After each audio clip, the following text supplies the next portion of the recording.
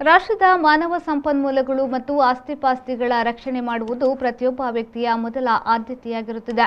ಅದೇ ರೀತಿ ಮಾನವ ನಿರ್ಮಿತ ದುರಂತಗಳು ಮತ್ತು ನೈಸರ್ಗಿಕ ದುರಂತಗಳಾದ ರಾಷ್ಟ್ರೀಯ ಸಂಪನ್ಮೂಲಗಳನ್ನು ರಕ್ಷಿಸುವ ವಿಶೇಷ ಹೊಣೆಗಾರಿಕೆ ಗೃಹ ರಕ್ಷಕ ದಳ ಮತ್ತು ಪೌರ ರಕ್ಷಣಾ ತಂಡಕ್ಕೆ ಇರುತ್ತದೆ ಎಂದು ದಕ್ಷಿಣ ಕನ್ನಡ ಜಿಲ್ಲಾ ಗೃಹ ರಕ್ಷಕ ದಳದ ಸಮಾದೇಷ್ಟರು ಹಾಗೂ ಪೌರ ರಕ್ಷಣಾ ತಂಡದ ಮುಖ್ಯ ಪಾಲಕರಾದ ಡಾಕ್ಟರ್ ಮುರಳಿ ಮೋಹನ್ ಚೂಂತಾರು ಅಭಿಪ್ರಾಯಪಟ್ಟರು.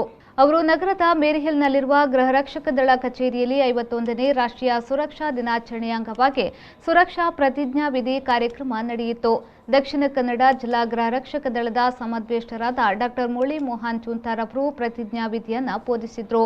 ಕಚೇರಿಯ ಅಧೀಕ್ಷಕರಾದ ರತ್ನಾಕರ್, ಪ್ರಥಮ ದರ್ಜೆ ಸಹಾಯಕಿ ಅನಿತಾ, ಮೀನಾಕ್ಷಿ ಈ ಸಂದರ್ಭದಲ್ಲಿ ಹಾಜರಿದ್ದರು. ಗೃಹ ರಕ್ಷಕರಾದ ದಿವಾಕರ್, ದುಷ್ಯಂತ್ ರೈ, ಜಯಲಕ್ಷ್ಮಿ, ಸುಲೋಚನಾ ಮತ್ತು ಪೌರ ರಕ್ಷಣಾ ಪಡೆಯ ಕಾರ್ಯಕರ್ತರು ಈ ವೇಳೆ ಉಪಸ್ಥಿತರಿದ್ದರು.